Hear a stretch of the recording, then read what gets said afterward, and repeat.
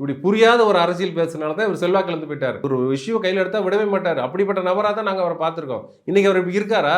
ராமலா இந்துன்னு எப்படி பேசுறாரு? எங்க ஆரம்பிச்சாரு இவர் எம்எல் மூமெண்ட்ல இருந்து வந்தவர். இவரு அப்படியே சரிக்கி இங்க வந்து நின்று கடைசியில் இப்போ திருமாவளவன் மேல பாஞ்சிட்டு இருக்காரு. திருமாவளவன் இடதுசாரியாவே இருந்து இடதுசாரியாவே தன்னுடைய பயணத்தை தொடர்ந்து ஒரு சின்ன கட்சியை ஒரு மக்கள் திரும்பி பார்க்கக்கூடிய ஒரு இயக்கமா மாற்றி 4 எம்எல்ஏக்கள் வச்சிருக்காரு, 2 எம்பி வச்சிருக்காரு. இன்னைக்கு அங்கீகாரம் வாங்கிட்டாரு. அந்த 4 பேருமே இன்டெலெக்சுவலா உருவாக்கிட்டு இருக்காரு. 4 பேர் நல்லா பேசுவாங்க. 4 பேர்ல இன்னும் பல பேர் இருக்காங்க. இன்னைக்கு அண்ணன் திரும்ப உருவாக்கிய அந்த நபர்கள் இன்னும் பல காலங்களுக்கு இந்த மக்களுக்கு அவங்க பயன்படுவாங்க. அப்படி நீங்க யாரை உருவாக்கி வச்சிருக்கீங்க? யாராவது ஒரு நபர் கிருஷ்ணசாமிக்கு அப்புறம் ஒரே ஒரு நபர் இந்த கட்சியில வளர்க்கப்பட்டான்னு சொல்லுங்க. ஒருத்தர் கூட கிடையாது. ஒரு ஆளு கூட நீங்க காட்ட முடியாது.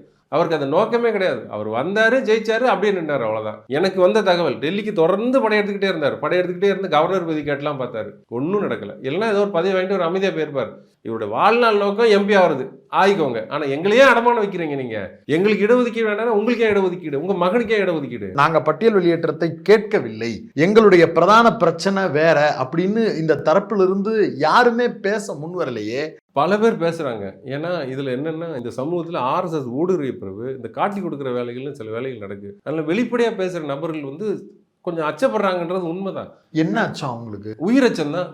எப்படி நீங்க ஏத்து பேசுவீங்க? இவர் பெரிய வளர்ந்த தலைவர், இவர் நம்ம எப்படி ஏத்து பேசுறது?